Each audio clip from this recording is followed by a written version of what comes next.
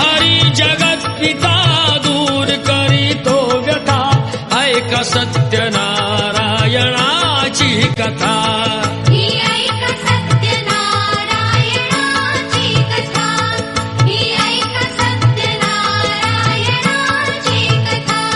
मुकुराजा होता महाथोर तयाची पत्नी होती सुंदर नदी किनारी एकदा त्यांनी घातली महापूजा दोघांनी आले एक नौका त्याच मार्गानी नाव भरलेली पूर्ण द्रव्यानी होती व्यापारी साधू बाण्याची रीत पाहण्यास आला पूजनाची उल्का मुकुत्यास बोले ऐकावे व्रत नारायणाचे आचरावे मनो